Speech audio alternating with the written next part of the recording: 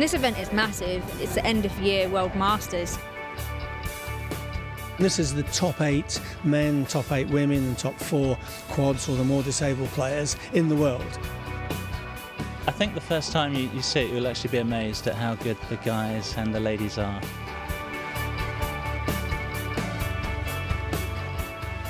It's one of the most prestigious events on the tour for the players.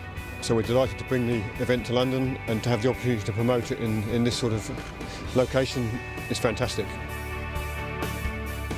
I was patting it back. I was, gently lolloping the thing back over the net, and I mean, it was deuce at one point. But I then did lose, but that was perhaps predictable. But the real action took place further east, with men's defending champion Shingo Kunieda taking on Michael Scheffers in his first round-robin match. The Japanese player cruising to the first of 3 straight sets wins to take him into the semi-finals. And the world #1 was in confident mood the previous evening at the event's draw at the Orbit in London's Olympic Park. 2 years ago I had the exciting tournament here, and now very happy to be back. Women's top seed Yui Kamiji would have a harder time in her group and face doubles partner Jordan Wiley in their first match. The 22-year-old Brit securing a first career singles win against Kamiji, form she continued with 2 further wins for smooth progress to the semi-finals. I'm really pleased that I'm through with all 3 wins and finished top of my group. That's more than I had dreamt of, to be honest. On the other side of the women's draw, world #2 Jeske Griffien emerged unbeaten from Pool B. While Scheffers, Scotland's Gordon Reid and Nicolas Payfer of France all joined Kunieda in the men's semi-finals. In the quad division of the competition, 2014 US Open champion Andy Lapthorne found himself back in familiar territory. He grew up in sight of the Olympic Park. But he couldn't get the better of 6-time winner and defending champion David Wagner in their deciding group game. The 40-year-old American through for a final meeting with Australia's Dylan Alcott. Wagner is the best in the world of the quads. He really is the master tactician. And Wagner proved too strong for Alcott in the quad final, sealing his 7th Masters triumph in straight sets against a man 16 years his junior. The feeling is just amazing. I mean, this is my 7th Masters title, and I'm so excited and just going to have a great night tonight. The penultimate day of competition also saw the men's and women's final lineups decided. The match of the day undoubtedly local favourite Jordan Wiley's clash with world #3 Aniek van Cote.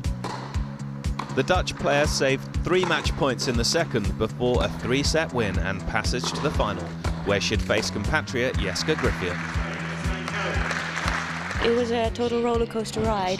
I went from confident to sad to wanting to give up and furious to being comfortable again to happy and to being stressed. Nicolas Payfer of France secured his spot in the men's final after he dispatched Michael Scheffers. And that would set up a meeting with the men's world #1 Kunieda, who continued his smooth progress, seeing off Gordon Reid 6-1, 6-2.